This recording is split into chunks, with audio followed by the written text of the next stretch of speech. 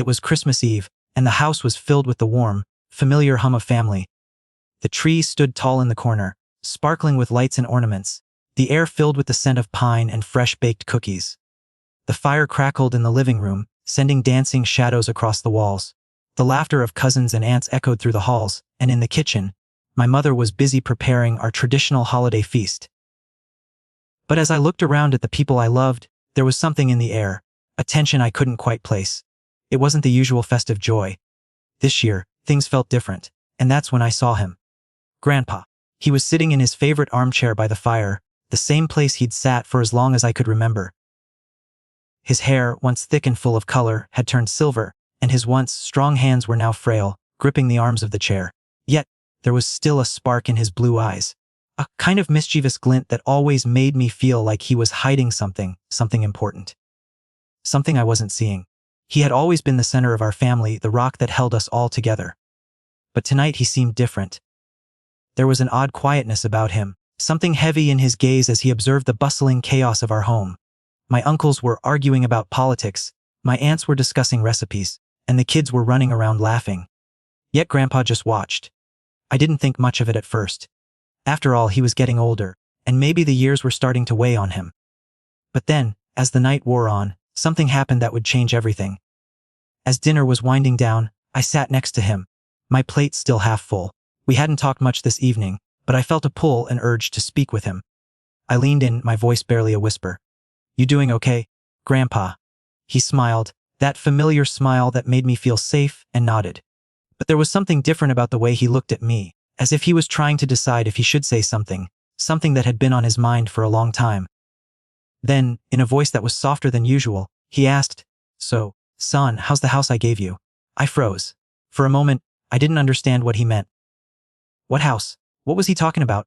The question felt out of place. Almost like a riddle, something I was supposed to figure out. I looked at him, trying to find the humor in his eyes, but there was none. His face was serious, his gaze steady. "What house?" I finally managed to say, my voice faltering. His smile faded, and for a moment, I thought I saw a flicker of disappointment in his eyes. He didn't answer right away, instead turning his gaze toward the fire, lost in thought.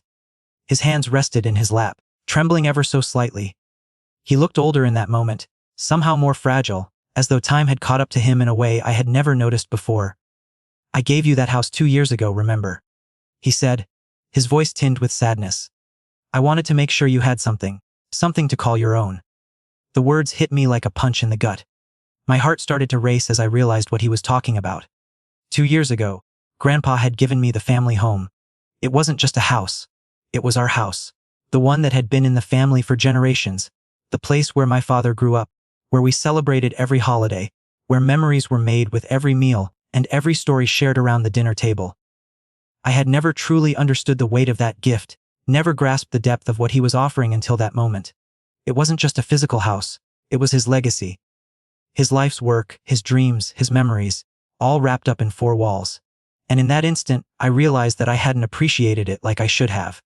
I had taken it for granted, not realizing the responsibility that came with such a gift. My mind raced. The house was in my name, yes, but I had done nothing to honor what Grandpa had done for me. I hadn't cared for it the way he would have wanted. I hadn't kept up with the repairs, I hadn't made it a home in the way he had envisioned. I had simply accepted it as a gift, a stroke of luck, without truly understanding the sacrifice and thought behind it.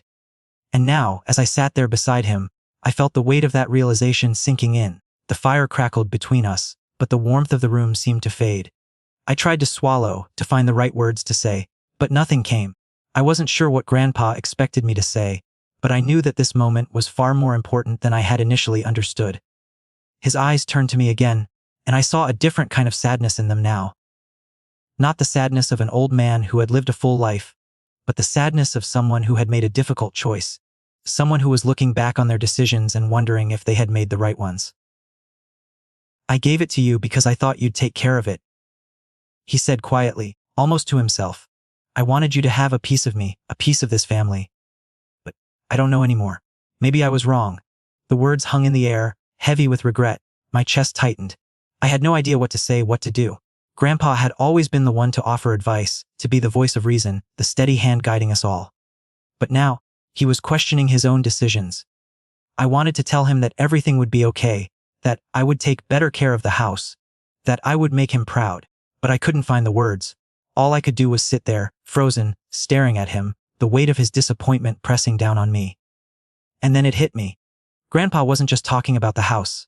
He was talking about me, about the way I had been living my life, about how I had taken the things he had given me for granted, how I had taken the love and support of this family for granted. I had spent so much time chasing after my own dreams, my own ambitions, that I had failed to recognize the things that truly mattered. The things that would last, the things that would outlive me. The legacy of the family, the lessons Grandpa had spent his life teaching us, the values that had been passed down through generations. I hadn't been paying attention. And now, in this quiet moment on Christmas Eve, the truth came crashing down on me. I wasn't the man I thought I was. I wasn't living the life I had promised myself I would. I was running away from the very things that mattered most. As Grandpa's eyes met mine once more, I saw the deep sadness in them.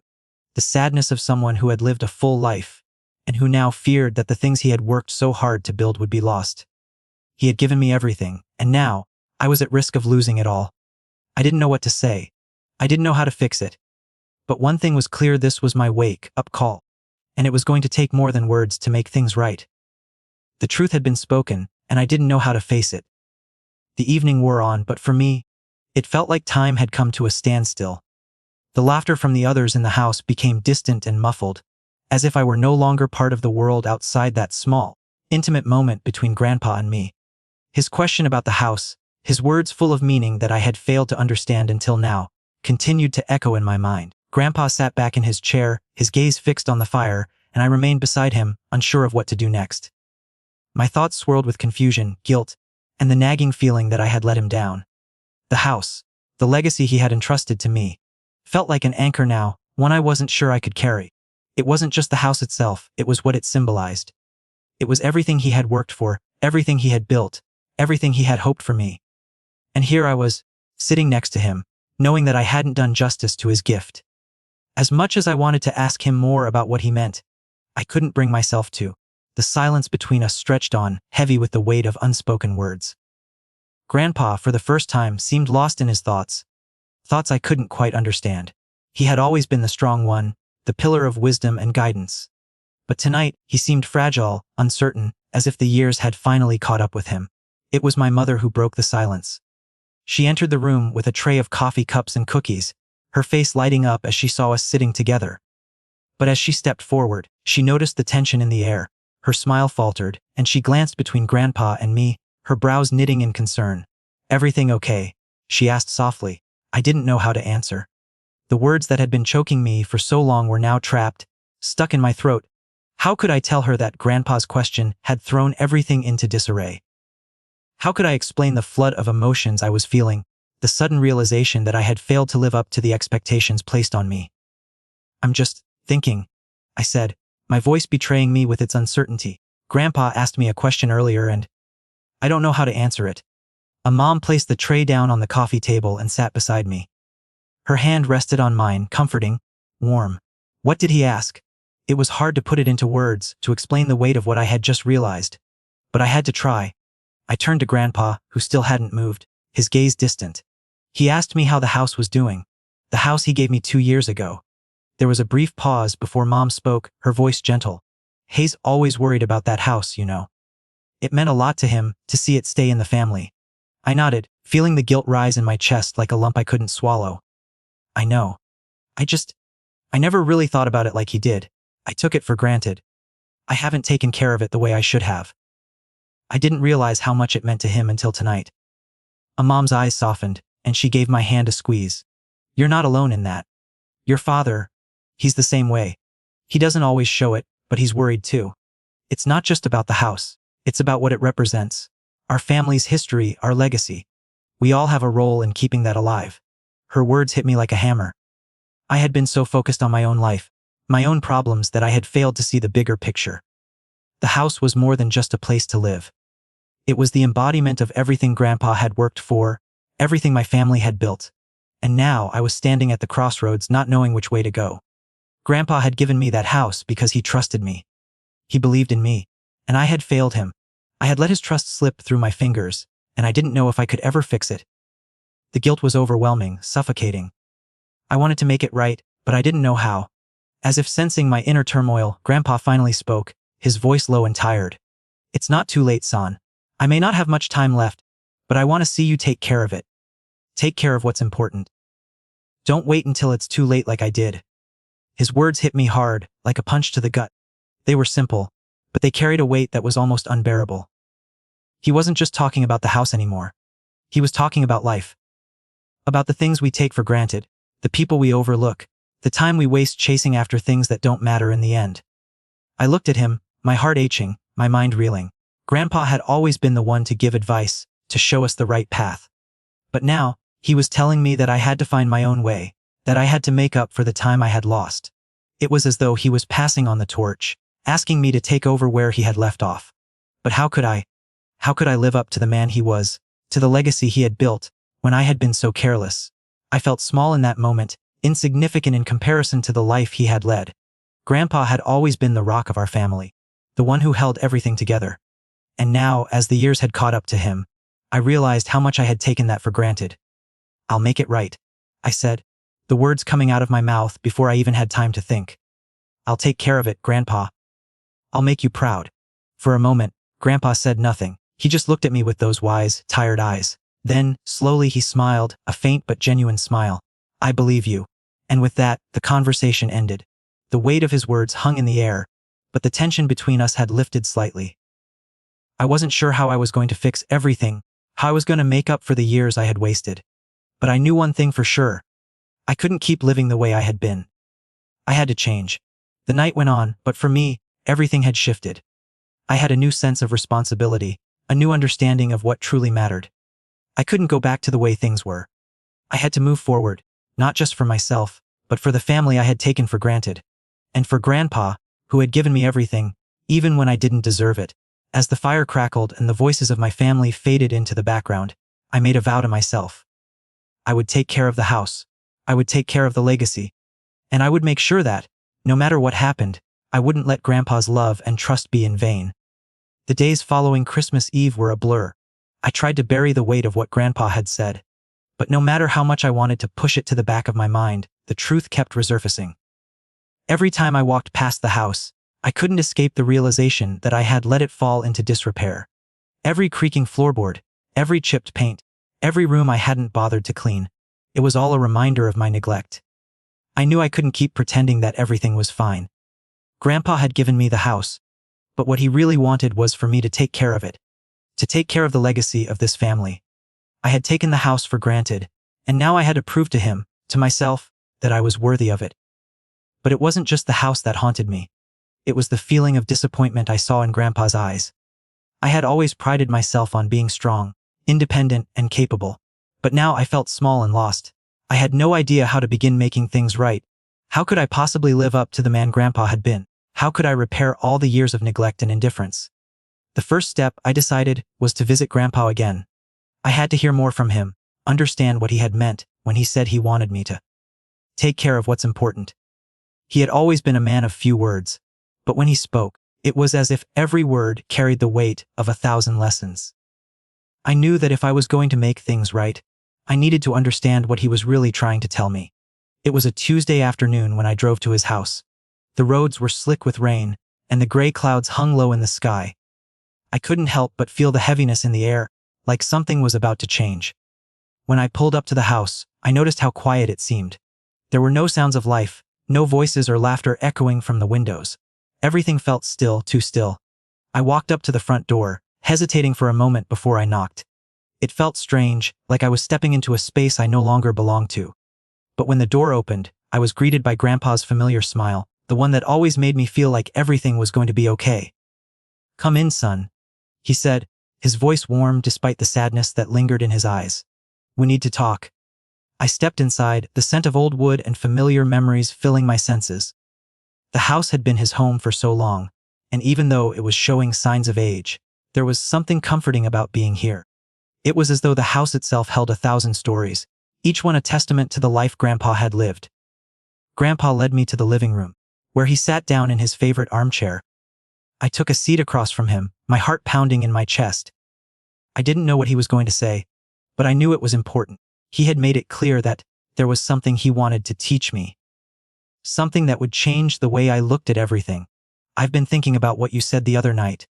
Grandpa began, his voice steady but heavy with emotion. About the house. I know you feel guilty, but you don't need to. You've still got time, son. You've got time to make things right. I swallowed hard, fighting back the lump in my throat. But how? How do I fix all of this? I've let it slip away. I've let you down, Grandpa. He shook his head, a slight smile tugging at his lips. You've never let me down. You've just been lost, that's all. We all get lost sometimes. The key is finding your way back. I nodded, trying to hold back the tears that threatened to spill. I don't know where to start. I don't know how to be the man you wanted me to be. Grandpa's eyes softened as he leaned forward, his hands gripping the arms of his chair. You start by being honest with yourself. You start by admitting when you've made mistakes. And then you make a plan. You don't need to do everything at once, but you need to take responsibility for what's been given to you. I sat there absorbing his words. He was right. I had been running from the truth, hiding from the responsibility that came with the house, with the legacy. I had convinced myself that I could avoid it, that I could keep living my life without facing what Grandpa had entrusted to me. But the truth was, I couldn't keep running anymore. I had to confront it. Do you think I'm capable of doing it? I asked, my voice barely above a whisper. Grandpa didn't hesitate. I know you are. You've got the strength. You just need to find it again. For the first time in weeks, I felt a spark of hope. Maybe I wasn't too far gone. Maybe I could make things right. It wasn't going to be easy. There would be setbacks, there would be challenges, but I had to start somewhere. And I knew that I couldn't do it alone. I needed help, I needed support. I needed to be part of this family again, to rebuild the connection I had neglected for so long. After a long silence, Grandpa spoke again, his voice softer this time. I've left you something in the attic. Something that might help you understand better. I looked at him, confused. What do you mean? He nodded toward the stairs, his eyes filled with something I couldn't quite place. Go see for yourself. It's time you saw it. I stood up, my legs shaky as I made my way toward the attic door. The old wooden steps creaked beneath my feet as I ascended, each step filled with a sense of anticipation. I reached the top, the dim light of the attic casting long shadows across the room. The air was thick with dust, and the smell of old memories filled my lungs as I searched through the boxes stacked high in the corners. Then I saw it. At the back of the attic, tucked away behind a stack of old books and family heirlooms, was a small, weathered box. It was nothing special, just an old wooden chest, but something about it called to me. I knelt down and opened it. Inside there were old letters, photographs, and mementos, pieces of Grandpa's past that I had never seen before. But at the very bottom of the box, there was a small, leather-bound journal. I pulled it out and opened the first page. It was Grandpa's journal. And as I read the words he had written, my heart skipped a beat. This wasn't just any journal. It was his personal account of everything he had done for this family. The sacrifices, the struggles, the choices he had made to ensure that we would have a better future. It was his legacy, written in his own words. And in that moment I understood.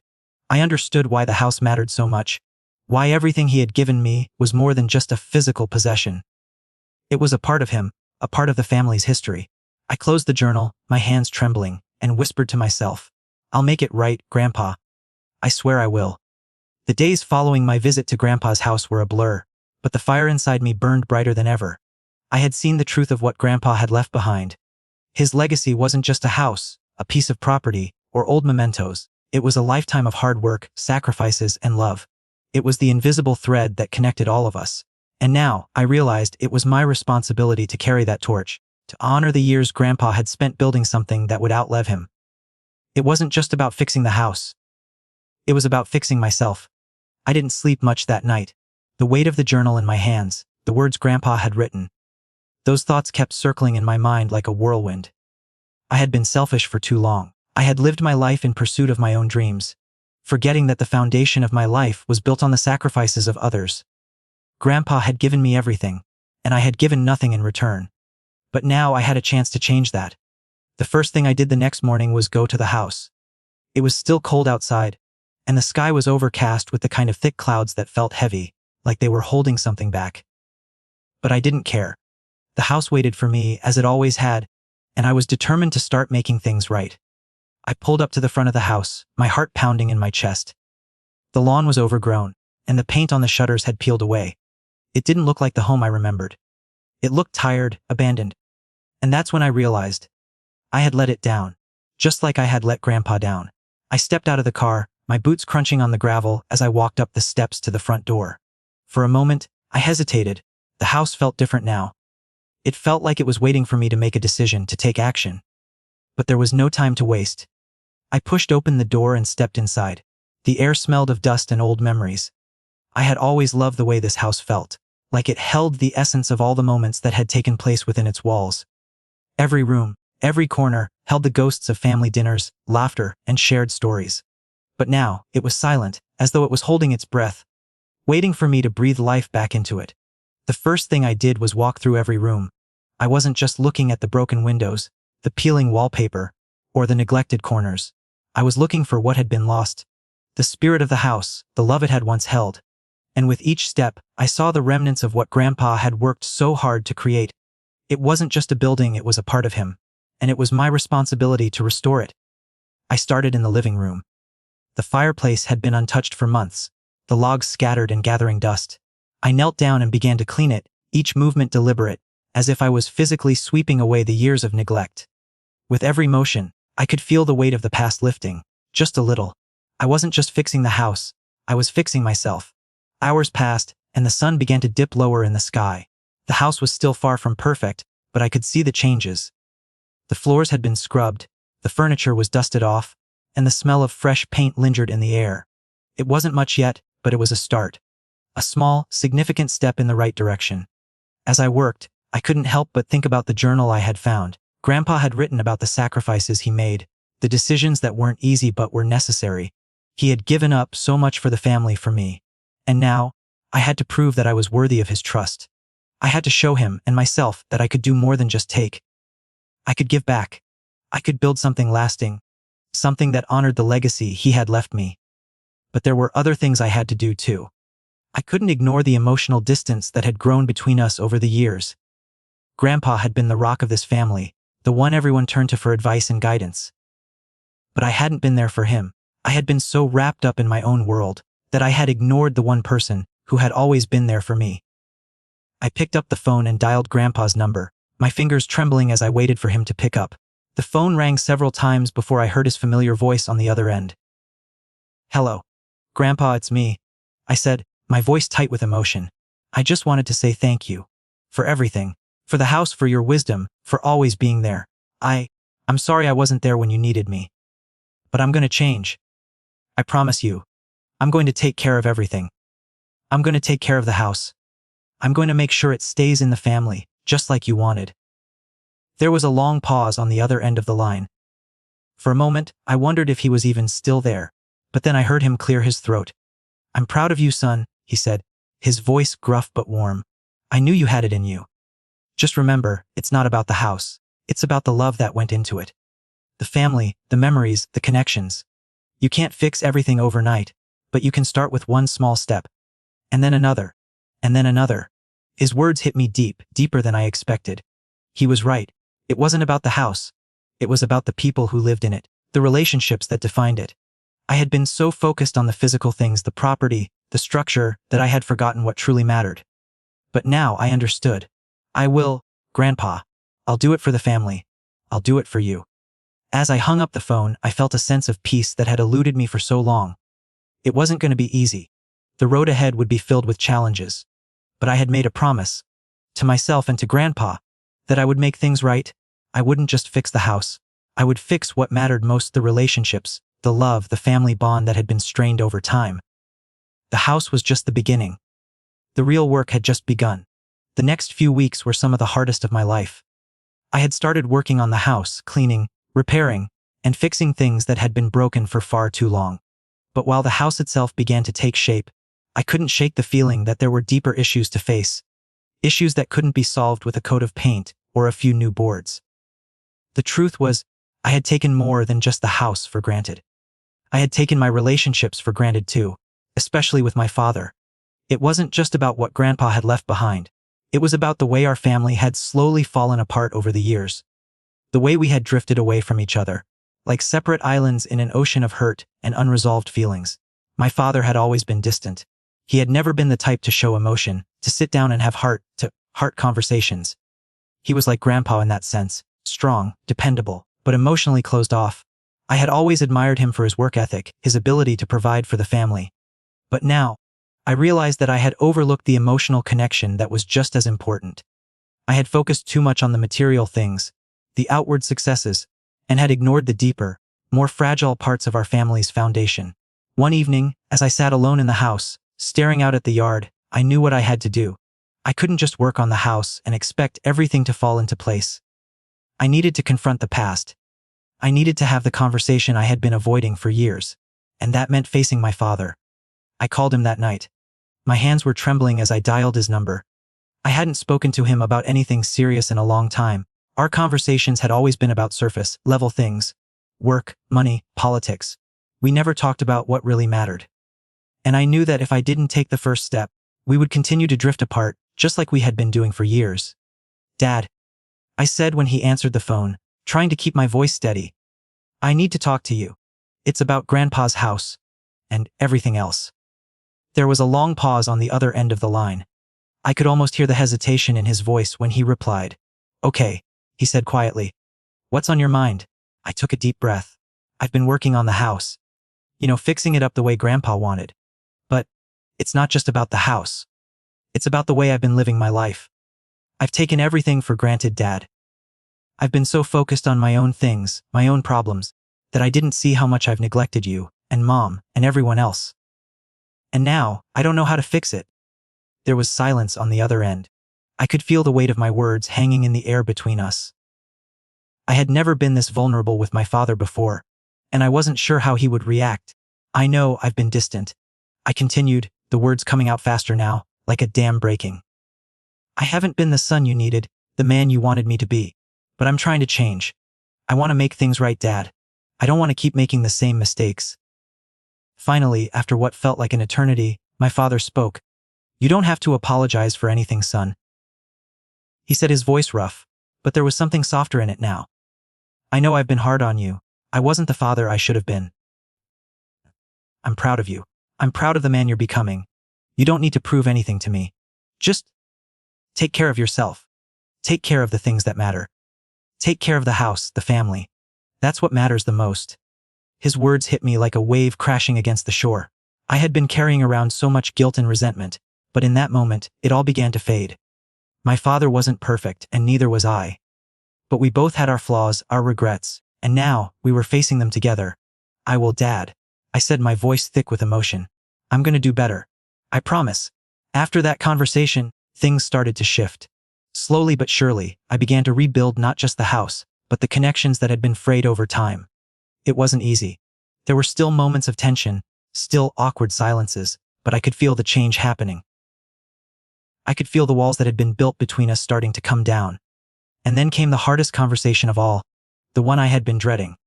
My mother. She had always been the emotional heart of the family, the one who held everything together, who kept the peace when things got tough. But as much as she loved us, there had always been an undercurrent of pain in her eyes, a sadness that never fully went away. I had always known that her marriage to my father wasn't perfect, but I never truly understood the depth of the struggles she had faced. I had been so focused on my own life that I had never stopped to ask her how she was doing, how she was feeling. I went to her house one evening, after spending the day working on the house. When she opened the door, I saw the tiredness in her eyes, the way her shoulders sagged as if the weight of the world was on her. But when she saw me standing there, her face softened, and she stepped aside to let me in. We sat down in the kitchen, and for the first time in a long time, we really talked. I told her everything, the guilt, the regret, the lessons I had learned, and she listened, her eyes never leaving mine. "I know I haven't been there for you, Mom," I said, my voice cracking. "I haven't been the son you needed. I've been selfish. But I want to change that. I want to be here for you, for the family." Her eyes filled with tears, and she reached across the table to take my hand. "You've always been here, son," she said, her voice full of emotion. "You just didn't see it. We all get lost sometimes, but it's never too late to find your way back. I'm proud of you. I'm proud of the man you're becoming." In that moment, I felt a weight lift off my chest. It wasn't just about fixing the house or making grand gestures. It was about healing the wounds that had been left unspoken for so long. And for the first time in years, I felt like I was truly part of something again, something that had been broken but was now starting to heal. The road to redemption was far from over. But with every conversation, every step I took to rebuild what had been lost, I felt like I was moving closer to the man I had always hoped to be. The man Grandpa had always believed I could be. As the weeks turned into months, the work I had put into Grandpa's house continued. It was no longer just a project to fix the physical structure. It had become a reflection of my inner journey, a way to show that I was truly committed to change, to honoring my family's legacy, and to making up for the mistakes of the past. But as much as I had worked to repair the house, to rebuild my relationships, there was one test I hadn't anticipated: the pressures from the outside world, the world beyond our family's walls. It started small, at first. Phone calls from friends and colleagues asking when I'd be able to get back to real life, to my career, to my responsibilities outside of the house. People didn't understand why I was so focused on fixing up an old house, why I was putting so much energy into something that didn't seem to have an immediate payoff. I felt the pressure mounting, each phone call, each message a reminder that the world around me didn't pause just because I was trying to fix my past. But it wasn't just the outside world that was testing me. There were moments when doubt crept in. What was the point of all this? Was I really changing? Was this journey of redemption worth it? There were times when I thought about giving up, when the weight of the house, the responsibility of my promises, felt like it was too much. I'd be lying if I said I didn't wonder if the effort was worth it, if I was just chasing an ideal that didn't truly matter in the grand scheme of things. I could hear the voices in my head: you don't have to do this. It's too late. Things are never going to change. It was during one of these moments of doubt that I found myself back at Grandpa's house, sitting in the same armchair where we had had our last conversation. The fire wasn't crackling anymore. It was just a pile of ashes. But in the silence, I felt his presence. His absence was a loud echo in the room, reminding me of what he had asked of me. The house was beginning to take shape, but the foundation of my resolve felt shaky. I was halfway through a long day of working on the roof when I got a text from my old boss. We had worked together for years, and I had always been one of his most reliable employees. But after leaving my job to focus on the house, our relationship had slowly become strained. The message read, "We need you back. There's a big project coming up, and you're the only one who can handle it. Your career's slipping away, and this house, it's not going to do anything for you in the long run." I stared at the screen for a long time, the words sinking into my mind. It was an opportunity to step back into the world I had left behind. The world that had always been about climbing higher, achieving more, and never looking back. I felt torn, and that familiar pressure rose in my chest. Was Grandpa's house really worth all of this? Could I truly build a life here, in the memories of the past, or was I doomed to fail? I set the phone down, my hands shaking. The world outside had never been more insistent, calling me to return to the hustle, the success, the life I had once known. But as I sat there, the stillness of the house around me seemed to hold a different kind of answer. It wasn't just the house that needed fixing. It was me. I had spent so much time chasing after validation, success, and recognition, thinking that those things would fill the emptiness I had felt. But in reality, they had only made the void deeper. Grandpa's question echoed in my mind once again: how's the house I gave you? I had taken so much for granted. My family, my home, the very things that gave me purpose, and I had been running from them for so long. Now I had a choice. I could go back to the life I had been living, a life of constant achievement and self-validation, or I could stand my ground, finish what I had started, and honor the people and legacy that mattered most. I stood up, wiping the dirt and sweat from my hands. The decision wasn't easy, but it became clear. I couldn't keep ignoring the truth. It wasn't the world outside that would make me feel whole. It wasn't the career I had once been so passionate about.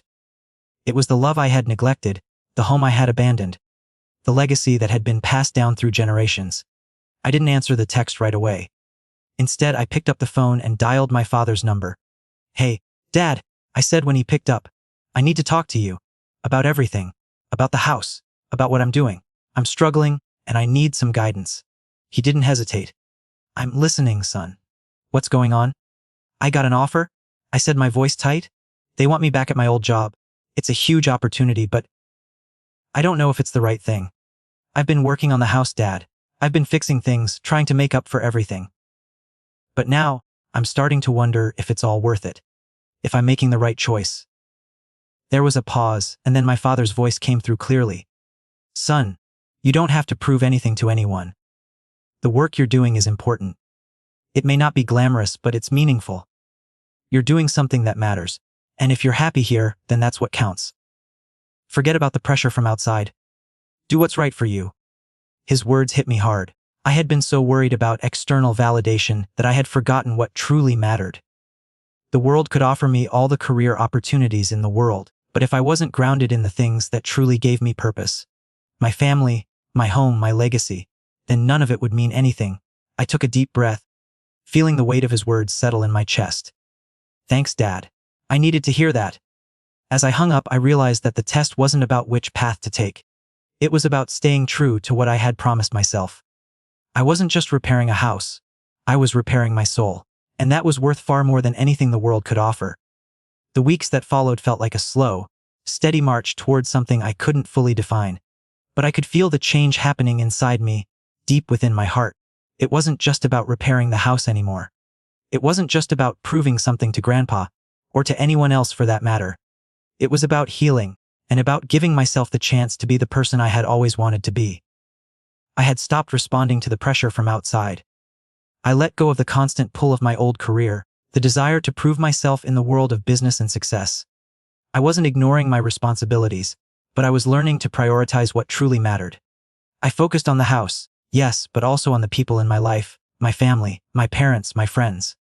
It was a long, overdue reconciliation, and it was happening at a pace that felt both terrifying and liberating. One evening, after finishing a long day's work on the house, I stood in the middle of the living room, taking in the changes I had made. It wasn't perfect. There were still 100 little things that needed fixing, that needed attention. But it felt like it was coming back to life, like it was breathing again. I had spent countless hours working on it, sanding down the floors, repainting the walls, fixing the leaks in the roof. And every inch of it felt like an apology, like a promise to do better. But the real change wasn't happening on the outside. It was happening inside me. I was learning to sit with my feelings, to face the things I had long buried deep within. The guilt, the shame, the anger that had been eating at me for years. They were all coming to the surface. And I had to deal with them, head on, if I wanted to move forward. One evening, as I sat at the kitchen table with my mother, something shifted between us. We had always been close, but there was a distance that had grown over the years, a quiet sadness that neither of us had addressed. We had skirted around it, pretending it wasn't there, but now, it was impossible to ignore. I've been thinking a lot about everything, I said, my voice trembling slightly. About the house, about Dad, about us, about what we've been through. Mom looked up from the dishes she was washing, her hands pausing in the water. She didn't speak at first, but I could see the weight of my words settling in her eyes. She knew too. We both did. It was time to stop pretending. Tell me, she said softly, walking over to sit across from me. What's on your mind? I took a deep breath, the weight of everything I'd been holding in for so long finally bubbling to the surface. I've been selfish. I've been so focused on myself, on my own problems, that I didn't see how much I hurt you. How much I hurt Dad. I've been so caught up in trying to be something for everyone else that I forgot about what truly matters. I'm sorry, Mom. I'm sorry I wasn't there when you needed me. The tears welled up in her eyes, but she didn't look away. She just reached across the table and took my hand in hers. You were never selfish, son. You were just lost, like the rest of us. We've all been running from something. And we've all been trying to make sense of it, in our own way. But you're here now. You're here, and that's what matters. Her words hit me in a way I hadn't expected. I had spent so much time beating myself up for the mistakes I had made, for the time I had wasted, that I hadn't stopped to realize that my family was just as lost as I was. We had all been running from something. Grief, disappointment, unspoken pain. And it had created a chasm between us that had been growing for years. But now, it was time to face it, together. I don't know how to fix everything, I said, my voice barely above a whisper. But I'm willing to try. I'm willing to do whatever it takes to rebuild what we've lost. Mom smiled, a sad, knowing smile. You don't have to fix everything, sweetheart. You just have to start. We all do. And we'll do it together. That night, as I lay in bed, I thought about how far I had come.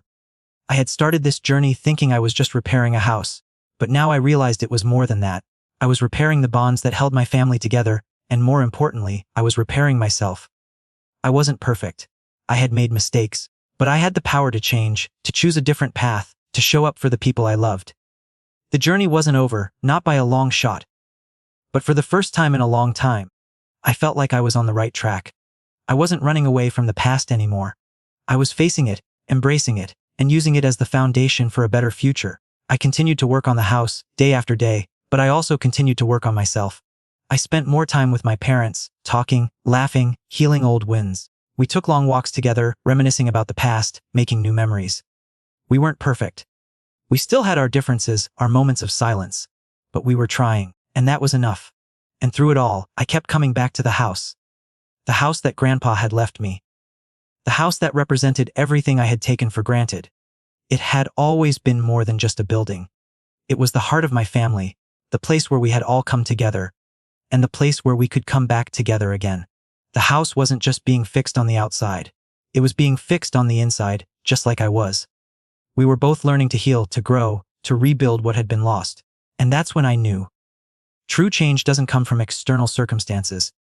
It doesn't come from fixing what's broken in the world around us. It comes from within. It comes from our willingness to face the pain, to confront our flaws, and to keep moving forward one step at a time. As the months rolled by, the house that Grandpa had given me gradually transformed, both in physical structure and in meaning. The peeling paint, the overgrown lawn, the broken windows, all of it slowly began to fade as the home I had once neglected came back to life. But the real change wasn't the new coats of paint or the new roof. It was within me. I had faced the mistakes of my past, mended the relationships I had damaged, and taken responsibility for the things that truly mattered. Yet, despite all the progress I had made, there was one final test, one that would determine whether I had truly changed, or whether I had just been running from my own flaws. That test came in the form of a phone call. I was sitting in the living room one evening, looking out the window at the now pristine house, when my phone rang. I saw the name on the screen, Tom, old boss. My heart skipped a beat. It had been months since I had heard from him, and I knew that this call would determine whether my journey towards self-acceptance had truly been worth it. I picked up the phone, trying to keep my voice steady. Tom. Hey, buddy. Been a while, came the familiar voice on the other end. Listen, we've got a big project coming up. It's huge, and we need someone like you to head it up. You've got the experience. You've got the skills. And we're offering you a great deal. It's time to come back, don't you think? The words hit me like a wave. For a moment, I was frozen. This was the very opportunity I had once dreamed of, the career I had always chased, the success I had thought would complete me. But now, standing here, having rebuilt my life, having learned what truly matters, I realized something crucial. I didn't need this job to define me. I had found purpose in the relationships I had repaired, in the changes I had made, in the home I had restored. This was no longer about chasing external validation. This was about staying true to the man I had become. But the pressure was real. The temptation was real. The world was telling me to return to what I had always known, to take the easy path, the path that promised more money, more success, more recognition. And yet, deep inside, I knew that this was my moment, my chance to prove to myself that I was not the same person I once was. This was my final test. Could I walk away from the very thing I thought would complete me and choose the life I had started to build? The life that truly mattered. I took a deep breath, feeling the weight of my decision hanging in the air. Then, with a steadiness I didn't know I had, I spoke. Thanks for the offer, Tom. I really appreciate it. But I've made a choice. I'm not coming back. I'm building something here. It's not about the money or the title anymore. It's about the people in my life, the home I'm rebuilding, and the man I'm becoming. I've learned that success isn't about climbing higher on the corporate ladder. It's about living with purpose, and I'm living that purpose now. I'm sorry, but I can't go back. There was a long silence on the other end of the line. Tom didn't respond right away. I could almost hear the disappointment in his breath, the frustration that I wasn't taking the easy path. But then, after a pause, he spoke again, his voice quieter this time. Well, I can't say I agree with you, but I respect your decision. I really do. I wish you the best, and I hope things work out for you. I hung up the phone, the weight of the decision settling over me.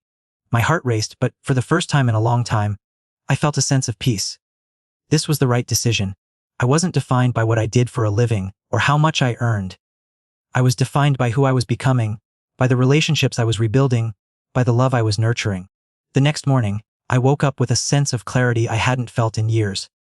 It was as though the fog had lifted, and I could see the path ahead clearly for the first time. I had made the right choice. But there was still work to be done. I went to the house, to the place where it all started, and stood there for a moment, taking in the view. The sun was rising, casting a warm glow on the freshly painted walls and the garden I had spent so much time tending to. This house, this home, was now a reflection of me. It wasn't just a physical structure, it was the manifestation of everything I had worked for: redemption, healing, and growth. I stepped inside, feeling a surge of gratitude for all the lessons I had learned. This house, Grandpa's gift, had given me more than just a roof over my head. It had given me the space to grow, to heal, to become the person I had always wanted to be. I wasn't perfect, and I knew that there would still be challenges ahead.